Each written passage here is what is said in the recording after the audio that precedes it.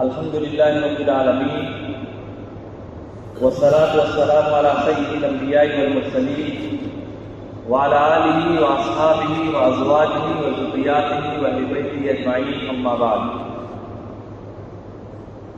اعوذ باللہ من الشیطان الرجیم، بسم اللہ الرحمن الرحیم۔ انک لعلی خلق عظیم۔ وقال فی موضع آخر وما ارسلناک الا رحمۃ للعالمین۔ وقال فی موضع آخر لقد كان لكم في رسول الله اسوة حسنة۔ وقال النبي صلى الله عليه وسلم لا يؤمن احدكم حتى اكون احب اليه من والده وولده والناس اجمعين۔ وقال في موضع آخر المسلم من سلم المسلمون من لسانه ويده۔ صدق اللہ العظیم وصدق رسولہ النبی الکریم ونحن على ذلك لمن الشاہدین والشاکرین والحمد للہ رب العالمین۔ حمد و ثنا و کبریائی خدائے بزرگ و برتر رب العالمین جل جلالہ کے لیے ہے۔ درود و سلام ہو آقائے دو جہاں، رحمت کائنات، فخر موجودات، خاتم النبیین والمرسلین، سید الاولین والآخرین، ہادی سبل، ختم الرسل، احمد مجتبیٰ محمد مصطفیٰ محمد عربی صلی اللہ علیہ وسلم کے۔ عزیز ساتھیوں، بڑے افسوس کی بات ہے کہ ہم سب کے سامنے آقائے مدنی تاجدار مدحہ محمد عربی صلی اللہ علیہ وسلم کا نام آتا ہے اور ہم آپ پر درود نہیں بھیج پاتے۔ کم سے کم صلی اللہ علیہ وسلم کہہ لینا چاہیے، درود آپ صلی اللہ علیہ وسلم تک پہنچایا جاتا ہے، اور جو بندہ درود پڑھتا ہے اللہ اور اس کے فرشتے اس پر رحمتیں نازل کرتے ہیں۔ بڑے فضائل ہیں درود شریف کے، تو جب بھی محمد عربی صلی اللہ علیہ وسلم کا نام نامی اس میں گرامی آئے تو ہم سب کو ضرور صلی اللہ علیہ وسلم کہہ لینا چاہیے۔ معزز اور محترم جملہ مسلیان جامع مسجد، اللہ کا خاص کرم ہوا، اللہ کا خاص احسان ہوا کہ اللہ تعالیٰ نے ہم سب کو مسلمان کے گھر میں پیدا کیا، ایمان والا بنایا۔ یہ اللہ کی نعمتوں میں سب سے بڑی نعمت ہے، ایمان کی نعمت اللہ کی نعمتوں میں سب سے بڑی نعمت ہے، جس پر شکر واجب ہے، شکر کرنا چاہیے۔ اور ہمارا یہ اعتقاد ہے، ہمارا یہ عقیدہ ہے کہ مسلمان شخص، مومن شخص کبھی نہ کبھی جنت میں ضرور جائے گا اگر اس نے شرکیہ عمل نہیں کیا۔ کافر کبھی بھی جنت میں نہیں جائے گا۔ تو اللہ کا خاص فضل ہوا، ہمارا خاص احسان ہوا کہ اللہ تعالیٰ نے ہمیں ایمان والا بنایا، اسلام والا بنایا، ایمان والے کے گھر میں پیدا فرمایا۔ ہمیں شکر ادا کرنا چاہیے۔ لئن شکرتم لازیدنکم ولئن کفرتم ان عذابی لشدید۔ اے میرے بندو، میرا شکر ادا کرو جو میں نے نعمتیں تم کو دی ہیں، اور اگر تم ناشکری کرو گے تو میرا عذاب بہت سخت ہے۔ تو اللہ کی ہر نعمت پر ہم سب کو شکر ادا کرنا چاہیے، شکرگزار ہونا چاہیے، خاص طور پر ایمان کی نعمت پر جو سب نعمتوں میں سب سے اعلیٰ ہے، سب سے عرفہ۔ الحمدللہ ربیع الاول کا مہینہ چل رہا ہے۔ خالق کائنات نے اپنے حبیب محمد عربی صلی اللہ علیہ وسلم کو اس دنیا فانی کے اندر ایسے وقت میں مبعوث فرمایا جب لوگوں کے حالات بگڑے ہوئے، عقائد و معاملات کے اعتبار سے، طور و طریقت کے اعتبار سے، رہن سہن کے اعتبار سے، تجارت و خدمت کے اعتبار سے، سیادت و قیادت کے اعتبار سے، فحاشی کے اعتبار سے، شراب نوشی کے اعتبار سے، عصمت دری کے اعتبار سے، اور بچیوں کو زندہ درگور کرنے کے اعتبار سے، ظلم و ستم کے اعتبار سے، بے حیائی اور بے پردگی کے اعتبار سے یہ دنیا ہلاکت کے دہانے پر قدم رکھ چکی تھی۔ ضرورت تھی روئے زمین پر انسان کو انسان بنانے کے لیے عقائد و معاملات کی درستگی کے لیے، طور و طریقت کے سدھار کے لیے، اخلاق کریمہ اور عظیمہ کا بہترین نمونہ پیش کرنے کے لیے محمد عربی صلی اللہ علیہ وسلم کی بعثت ہوتی۔ وہ وقت آ گیا اور میرے آقا محمد عربی صلی اللہ علیہ وسلم راجح قول کے اعتبار سے 9 ربیع الاول اور مشہور قول کے اعتبار سے 12 ربیع الاول کو اس دنیا فانی کے اندر تشریف لائے۔ پر نور کعبہ اور بھی پر نور ہو گیا، پر نور کعبہ اور بھی پر نور ہو گیا، بتہا تمام جلوہ گہے چور ہو گیا، اور بزم جہاں میں آج کس کا عروج ہے، جبریل کے لبوں پر مسلسل درود ہے۔ میرے آقا صلی اللہ علیہ وسلم اس دنیا کے اندر تشریف لائے، آپ کے اخلاق بھی عمدہ، عمل بھی عمدہ، عبادت بھی عمدہ، ریاضت بھی عمدہ، سیرت بھی عمدہ، شرافت بھی عمدہ اور مزاج بھی عمدہ۔ ہمیشہ اپنے اخلاق پیش کیے، شیریں کلام پیش کیا، دشمنوں کے حق میں دعائیں دی۔ ایک طرف کفار مکہ اذیت پہنچاتے، تکلیف پہنچاتے، اور دوسری طرف میرے آقا و مولا محمد عربی صلی اللہ علیہ وسلم کے ہاتھ دعا کے لیے اٹھے ہوئے ہوتے۔ اللہ کے بعد سب سے زیادہ مقام و مرتبہ، اس روئے زمین کے سب سے خوبصورت انسان اللہ کے رسول صلی اللہ علیہ وسلم۔ ایک روایت میں ہے کہ اللہ تبارک و تعالی ہر نبی میں، ہر دور میں جس نبی کو بھیجتا ہے اس کو سب سے زیادہ خوبصورت بناتا ہے اور سب سے اچھی آواز والا بناتا ہے۔ ان سب نبیوں میں سب سے خوبصورت اور سب سے اچھی آواز والے اگر کوئی ہے تو ہم سب کے آقا و مولا تاجدار بطحا احمد مصطفیٰ محمد مصطفیٰ محمد عربی صلی اللہ علیہ وسلم کی ذات گرامی ہے۔ ہمیں اللہ کا شکر ادا کرنا چاہیے کہ اللہ تعالیٰ نے ہمیں امت محمدیہ میں پیدا فرمایا۔ کنتم خیر امت اخرجت للناس تأمرون بالمعروف وتنہون عن المنکر وتؤمنون باللہ۔ اللہ تعالیٰ نے کہہ دیا تم بہترین امت ہو، تم کو اس دنیا فانی کے اندر اس لیے بھیجا گیا، تم بہترین امت ہو تاکہ تم لوگوں کو بھلائی کا حکم دو اور برائی سے روکو۔ سب سے پہلے محمد عربی صلی اللہ علیہ وسلم کی امت جنت میں جائے گی۔ سب سے پیارا نبی، سب سے خوبصورت نبی، زہد و تقویٰ، قناعت اور پرہیزگاری میں سب سے اعلیٰ۔ اگر اللہ کے رسول صلی اللہ علیہ وسلم کو پیدا نہ کرنا ہوتا تو اللہ تعالیٰ اس کائنات کو نہ بناتا۔ تو ہمیں اس بات پر اللہ کا شکر ادا کرنا چاہیے۔ ایک مرتبہ حضرت انس رضی اللہ تعالیٰ عنہ اللہ کے رسول صلی اللہ علیہ وسلم کے پاس رات کے وقت بیٹھے ہوئے تھے، 14ویں رات کا چاند نکلا ہوا تھا۔ حضرت انس رضی اللہ تعالیٰ عنہ ایک مرتبہ چاند کو دیکھتے اور ایک مرتبہ روئے انور کو دیکھتے اور قسم کھا کر فرمایا کہ میرے محبوب کا چہرہ چاند سے زیادہ چمک رہا تھا۔ کل 14ویں کی رات تھی، شب بھر رہا چرچا تیرا، کل 14ویں کی رات تھی، شب بھر رہا چرچا تیرا۔ کچھ نے کہا یہ چاند ہے، کچھ نے کہا چہرہ تیرا۔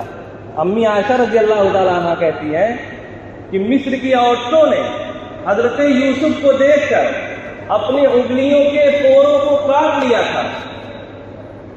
اگر میرے محبوب کو دیکھ لیتی تو اپنے دلوں کو کاٹ لیتی، اپنے آپ کو قربان کر دیتی۔ اور صحابہ کرام نے اس کی مثال پیش کر کے دکھائی ہے۔ صورت تیری معیار کمالات بنا کر، صورت تیری معیار کمالات بنا کر دانش کا مصور نے قلم سے اٹھایا۔ عزیز ساتھیوں، اللہ کے رسول صلی اللہ علیہ وسلم کو سب سے زیادہ حسین و جمیل پیدا کیا گیا، بنایا گیا، اور آپ صلی اللہ علیہ وسلم کے معجزات بھی بے شمار ہیں۔ چاند کے 2 ٹکڑے ہونا آپ صلی اللہ علیہ وسلم کا معجزہ ہے۔ ہندوستان کے ایک بادشاہ، غالباً بھوپال کے بادشاہ راجہ بھوج نے چاند کے 2 ٹکڑے ہوتے ہوئے دیکھا تھا، اور بعد میں اس نے اسلام بھی قبول کیا تھا، لیکن تاریخ نے اس کو چھپا لیا۔ یہ آپ صلی اللہ علیہ وسلم کا معجزہ ہے۔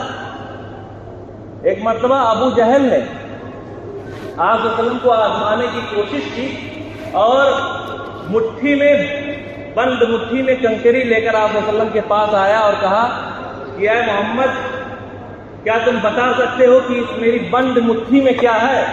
اللہ کے رسول صلی اللہ علیہ وسلم نے فرمایا کہ میرا بتانا تو بہت آسان ہے، یہ بہت چھوٹا کام ہے۔ اگر وہ بند مٹھی میں جو چیز ہے اگر وہ چیز بتا دے تو کیا تم اسلام قبول کر لو گے؟ تو ابو جہل نے کہا ہاں میں اسلام قبول کر لوں گا۔ بند مٹھی میں کنکری نے کلمہ پڑھا، اشہد ان لا الہ الا اللہ واشہد ان محمد عبدہ ورسولہ، لیکن ملعون نے کلمہ نہیں پڑھا، سب کچھ جانتا تھا پھر بھی اس کو ہدایت نہیں ملی۔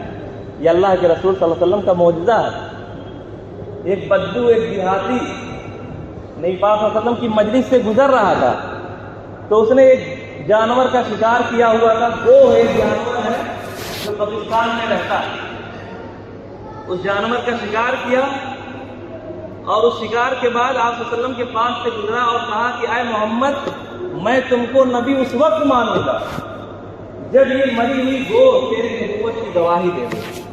اللہ کے رسول صلی اللہ علیہ وسلم مسکرائے اور کہا، گوہ کی طرف متوجہ ہوئے اور کہا یا ضب، عربی میں گوہ تو ضب کہتے ہیں، یا ضب اے گوہ۔ گوہ فوراً متوجہ ہو گئی، مردہ گوہ تھی اور فوراً متوجہ ہو گئی، کہا لبیک وسعدیک یا رسول اللہ، میں حاضر ہوں اللہ کے رسول صلی اللہ علیہ وسلم، کیا حکم ہے؟ مری ہوئی گوہ نے گواہی دی۔ آپ صلی اللہ علیہ وسلم نے فرمایا من تعبد، تو کس کی عبادت کرتی ہے، تو کس کو یاد کرتی ہے؟ تو اس گوہ نے کہا من فی السماء عرشہ، وہی جس کا عرش آسمان میں ہے، جس کی حکومت زمینوں میں ہے، جو تمام کائنات کا خالق اور مالک ہے۔ اللہ کے رسول صلی اللہ علیہ وسلم نے پھر پوچھا کہ من انا، میں کون ہوں؟ تو اس گوہ نے جواب دیا کہ انت رسول رب العالمین و خاتم النبیین، آپ سارے جہان کے بھیجے ہوئے رسول ہیں اور نبی خاتم ہیں، آپ آخری نبی ہیں۔ جس نے آپ کی بات مان لی وہ کامیاب ہو گیا، اور جس نے آپ کی بات نہیں مانی وہ ناکام ہو گیا، نامراد ہو گیا، برباد ہو گیا، ہلاک ہو گیا۔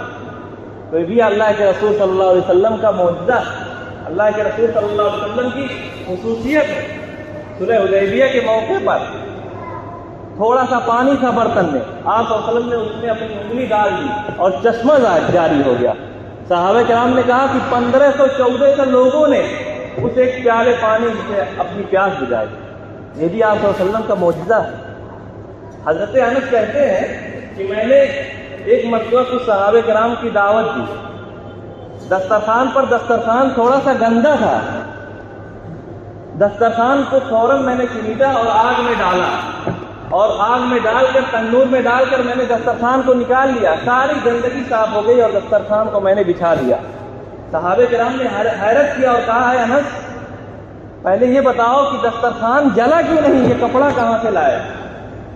تو کہا دراصل بات یہ ہے کہ کچھ دنوں پہلے جیسے آپ لوگ میرے مہمان بنے ہوئے ہیں، محمد عربی صلی اللہ علیہ وسلم بھی میرے مہمان بنے ہوئے تھے، اور آپ صلی اللہ علیہ وسلم نے اپنے ہاتھ کو اس کپڑے میں پوچھا تھا، اس دن سے اس کپڑے کو آگ نہیں چھو رہی ہے۔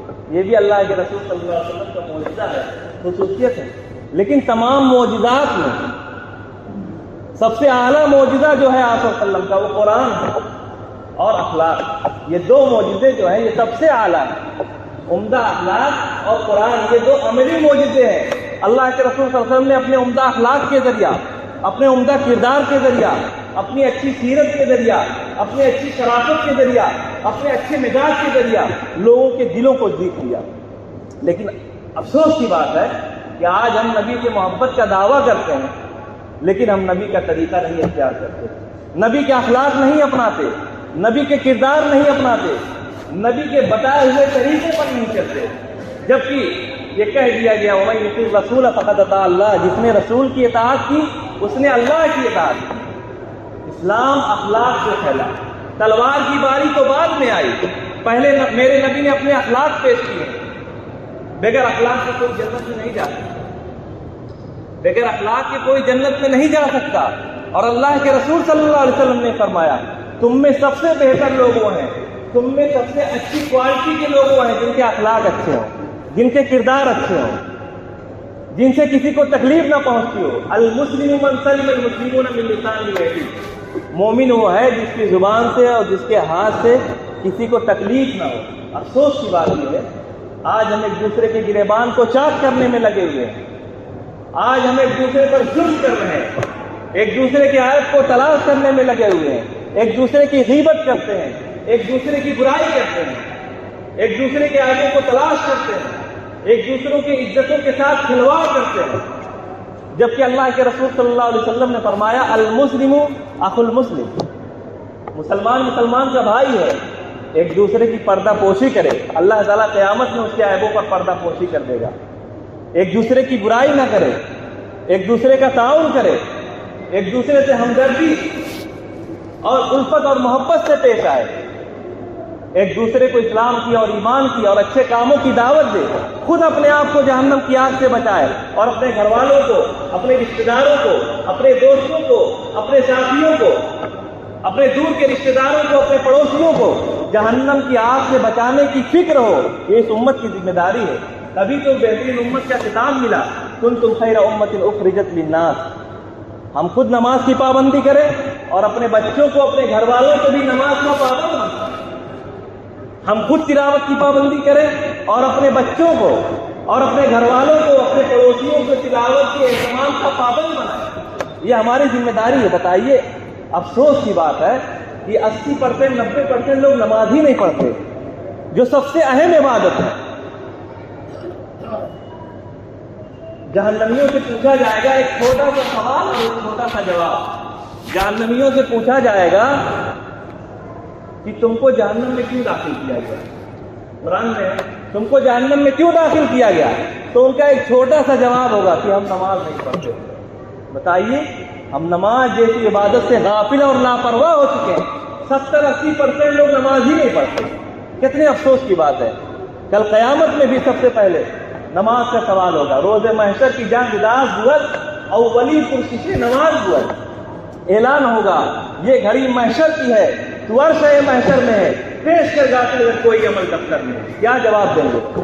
نماز کو چھوڑ رہے ہیں جو سب سے اہم عبادت ہے۔ اللہ کے رسول صلی اللہ علیہ وسلم نے اپنے مرض الوفات میں لوگوں کو نصیحت کی اور کہا، آخری نصیحت کیا تھی؟ الصلاۃ الصلاۃ وما ملکت ایمانکم۔ لوگوں نماز کا خیال رکھنا ہے۔ نماز میرے دل کی ٹھنڈک ہے، نماز میرا سرور ہے۔ نماز پڑھو گے میرے دل کو سکون ملے گا، میری روح کو سکون ملے گا۔ بڑے افسوس کی بات ہے، آج ہم احکام شرعیہ سے غافل اور لاپرواہ ہو چکے ہیں۔ ضرورت ہے کہ ہم احکام شرعیہ کی پابندی کریں اور نبی کے اخلاق کو اپنائیں، نبی کے کردار کو اپنائیں۔ اور تلاوت کی بات یہ ہے، نماز کو کچھ لوگ پڑھ لیتے ہیں، تلاوت سے اکثر لوگ غافل ہیں۔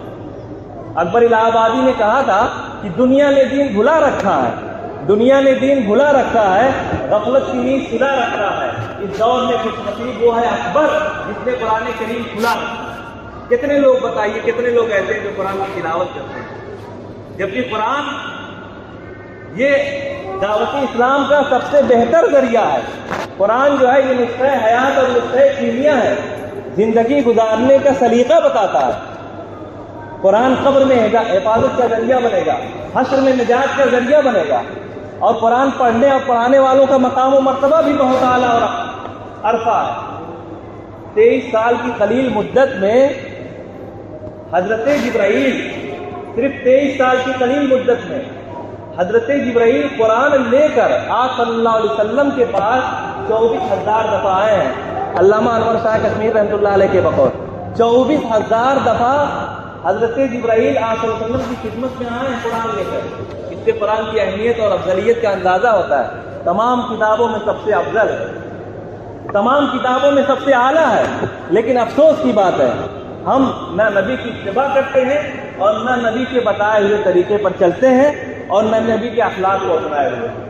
تو میں عرض یہ کر رہا تھا کہ اللہ کے رسول صلی اللہ علیہ وسلم کے معجزات میں سے سب سے اعلیٰ معجزہ، سب سے عرفہ معجزہ ایک تو قرآن ہے اور ایک اخلاق۔ ایک یہودی میرے نبی کے گھر مہمان بن کر آیا، آنے کا انداز عجیب و غریب تھا، ہاتھ میں ننگی تلوار لیے ہوئے، کلام گستاخانہ ہے، نہ ادب ہے نہ احترام۔ آ کر کہتا ہے محمد میں تیرا مہمان ہوں، دور سے آیا ہوں، تھکا مادہ ہوں، بھوک اور پیاس سے دو چار ہوں، مجھے کھانا کھلاؤ۔ اللہ کے رسول صلی اللہ علیہ وسلم نے فوراً اس مہمان کے لیے کھانے کا انتظام کیا۔ کھانا کھانے کے بعد اس نے کہا اے محمد اب میرے لیے بستر لگاؤ، میں آرام کروں گا۔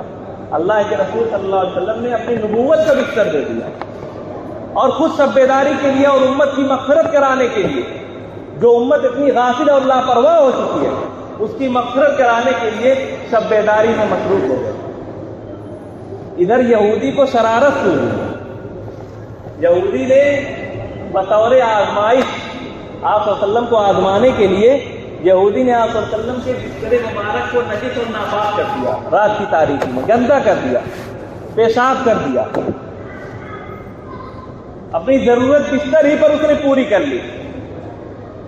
تھوڑی دیر کے بعد اس کو احساس ہوا کہ ہو سکتا ہے اب بھی نبی پاک صلی اللہ علیہ وسلم اپنے عمدہ اخلاق کے ذریعہ، اپنے عمدہ کردار کے ذریعہ، اپنی اچھی شرافت کے ذریعہ معاف کر دیں، لیکن اگر صحابہ کرام کو خبر لگ گئی تو ان سے کوئی نہیں بچا سکتا، اس لیے راہ فرار اختیار کر لو۔ رات کی تاریکی میں وہ چپکے سے نکل گیا۔ ادھر آپ صلی اللہ علیہ وسلم کو فکر ہوئی کہ چل کر دیکھیں مہمان کو کوئی تکلیف تو نہیں، کوئی اذیت تو نہیں، کوئی ضرورت تو نہیں۔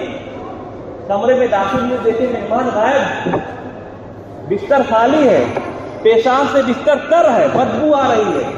اللہ کے رسول صلی اللہ علیہ وسلم تڑپ اٹھے اور کہا ربے اے میرے پروردگار مجھے معاف فرمانا، میں نے اپنے مہمان کی حالت نہیں کی، میں نے اپنے مہمان کے سلسلے میں سوال نہیں کیا، میں نے اپنے مہمان کی پوچھ تاچھ نہیں کی۔ عزیز ساتھیوں، مہمان نے بطور شرارت ایسی حرکت کی اور اللہ کے رسول فکر مند ہو گئے اور بستر لیا اور پانی لیا اور خود نبوت کے ہاتھوں بستر دھونے لگے۔ صحابہ کرام کچھ دیر کے بعد صحابہ کرام بھی آ گئے اور کہا اللہ کے رسول صلی اللہ علیہ وسلم آپ یہ کام ہمارے ذمہ کیجیے، یہ ہمارا کام ہے۔ اللہ کے رسول صلی اللہ علیہ وسلم نے کہا عزیز ساتھیوں ہم اپنا اخلاق بنائیں، اپنے کردار بنائیں، اللہ کے رسول صلی اللہ علیہ وسلم کے نقش قدم پر چلنے والے بنے۔ افسوس کی بات ہے آج ہم نے نبی پاک صلی اللہ علیہ وسلم کے اخلاق کو چھوڑا تو کیا ہوا؟ وہ ہمارے سامنے ہے، دنیا نے آج ہم کو ذلیل و رسوا کر دیا۔ اللہ کے رسول صلی اللہ علیہ وسلم نے فرمایا کہ اے صحابہ مہمان میرا تھا نہ کہ تمہارا۔ کل قیامت کے دن اگر اللہ تعالیٰ نے سوال کر لیا تو یہ سوال مجھ سے ہوگا نہ کہ تم سے، اس لیے بستر ہم ہی صاف کریں گے۔ ادھر یہودی راستے میں کچھ دور گیا، اس کو فکر ہوئی کہ تلوار چھوڑ کر چلا آیا، سوچا کہ چل کر لے لوں، ابھی صحابہ بیدار نہیں ہوئے ہوگی۔ رات کی تاریکی میں جب خدمت اقدس میں دوبارہ حاضر ہوا تو ماجرا کیا دیکھا کہ اللہ کے رسول صلی اللہ علیہ وسلم اپنی نبوت کے ہاتھوں بستر صاف کر رہے ہیں اور صحابہ موجود ہیں۔ اللہ کے رسول صلی اللہ علیہ وسلم کی نظر جب مہمان پر پڑی تو کہا اے مہمان مجھ کو معاف کرنا، میں نے تیری خبرگیری نہیں کی۔ اس مہمان نے کہا کہ اللہ کے رسول صلی اللہ علیہ وسلم بستر بعد میں پاک کرنا، پہلے مجھے کلمہ پڑھا اشہد ان لا الہ الا اللہ واشہد ان محمدا عبدہ ورسولہ۔ عزیز ساتھیوں، یہ ہمارا دین اسلام یہ اخلاق سے پھیلا ہے، کردار سے پھیلا ہے، عفو درگزر سے پھیلا ہے۔ نبی پاک صلی اللہ علیہ وسلم نے کبھی اپنی ذات کے لیے کسی سے انتقام نہیں لیا، طرح طرح کی اذیتیں دی گئی۔ طائف کی مثال ہے، طائف میں آپ صلی اللہ علیہ وسلم پر زید بن حارثہ کے ساتھ آپ صلی اللہ علیہ وسلم طائف گئے اپنے غلام زید بن حارثہ کے ساتھ اور دشمنوں نے پتھروں کی بارش کر دی۔ اللہ کی رحمت کو جوش آ گیا اور فوراً حضرت جبرائیل کو بھیجا کہ جا کے میرے نبی کا حال معلوم کرو۔ حضرت جبرائیل آئے اور کہا اللہ کے رسول صلی اللہ علیہ وسلم یہ پہاڑ کے فرشتے حاضر ہیں، اگر آپ اشارہ کریں تو ان دونوں پہاڑوں کو آپس میں ملا دیا جائے اور یہ سب بستی والے اس میں پس کر رہ جائیں۔ لیکن محمد علیہ وسلم نے جواب دیا کہ جبرائیل میں اس دنیا کے اندر کسی کو تکلیف پہنچانے کے لیے نہیں آیا ہوں، کسی کو اذیت دینے کے لیے نہیں آیا ہوں، میں تو رحمت للعالمین بنا کر آیا ہوں۔ وما ارسلناک الا رحمت للعالمین۔ انقلاب دہر کا رونے رواں وہ کون تھا؟ باعث تخلیق ہستی کن فقا وہ کون تھا؟ وہ کنازہ جس پہ تھا خود خالق عرش عظیم، ایسا کام کہ جہاں میں اے جمع وہ کون تھا؟ جس نے سکانے زمین کو عشق کا پرچم دیا، نفرتوں کے دست میں پھر باغ وہ کون تھا؟ اور جس نے کلیوں کو عطا کی آفتاب زندگی، بجلیوں کے ضبط تھا جو باغ وہ کون تھا؟ اور پتھروں کے زخم کھا کر بھی دعائیں جس نے دی، ایسا پھر شیری صبح وہ کون تھا؟ یہ ابر لطف جس کے سائے کو گلشن ترستے تھے، یہاں طائف میں اس کے جسم پر پتھر برستے تھے۔ ہمیشہ اللہ کے رسول صلی اللہ علیہ وسلم نے عفو درگزر کا معاملہ کیا اور اسی کی بدولت آج ہم مسلمان بھی ہیں۔ طائف کا ایک نوجوان محمد بن قاسم جو سندھ کے راستے سے ہندوستان آیا، 17 سال کی عمر میں فاتح ہندوستان سندھ کے راستے سے آیا۔ ہم لوگ اس کی بدولت اور عفو درگزر کی بدولت آج ہم مسلمان ہیں۔ اللہ کے رسول صلی اللہ علیہ وسلم نے پوری زندگی میں طرح طرح کی اذیتیں برداشت کی ہیں، لیکن کبھی کسی کو اپنی ذات سے تکلیف نہیں پہنچائی۔ سید الشہداء حضرت حمزہ رضی اللہ تعالیٰ عنہ آپ صلی اللہ علیہ وسلم کے بڑے چہیتے کے تھے، بہت پیار کرتے تھے۔ غزوہ احد کے موقع پر وحشی بن حرب نے دور سے نشانہ لگا کر، حبشہ کے لوگ نیزے بازی میں بہت ماہر ہوتے، ایسے حمزہ سے سامنے سے کسی کو مقابلے کرنے کی ہمت نہیں تھی۔ اسلام کو دو لوگوں کی وجہ سے بڑی تکلیف پہنچی ہے، ایک حضرت عمر فاروق رضی اللہ تعالیٰ عنہ اور ایک حضرت حمزہ رضی اللہ تعالیٰ عنہ۔ دونوں بڑے جری تھے، بڑے بہادر تھے، بڑے طاقتور تھے۔ ہجرت کے موقع پر جب لوگ چھپ چھپا کر ہجرت کر رہے تھے، اللہ کے رسول صلی اللہ علیہ وسلم، حضرت ابوبکر صدیق اور صحابہ بھی سب چھپ چھپا کر ہجرت کر رہے تھے، اس وقت حضرت عمر فاروق رضی اللہ تعالیٰ عنہ خانہ کعبہ تشریف لائے اور 2 رکعت نماز پڑھی اور اعلان کیا کہ اے لوگوں سن لو، میں ہجرت کرنے کے لیے جا رہا ہوں، میں یثرب جا رہا ہوں، مدینہ جا رہا ہوں۔ جس کو اپنے بچوں کو یتیم کرنا ہو اور اپنی عورتوں کو بیوہ کرنا ہو، وہ آ کر عمر سے مکہ کے باہر مقابلہ کرے۔ اور مکہ کے باہر گئے اور کھڑے بھی رہے، انتظار بھی کیا، لیکن کسی کی ہمت نہیں ہوئی۔ اسلام کو 2 لوگوں کے ذریعے بڑی تکلیف پہنچی۔ اسی طرح ایسے حمزہ رضی اللہ تعالیٰ عنہ سے کوئی مقابلہ نہیں کر سکتا تھا سامنے سے۔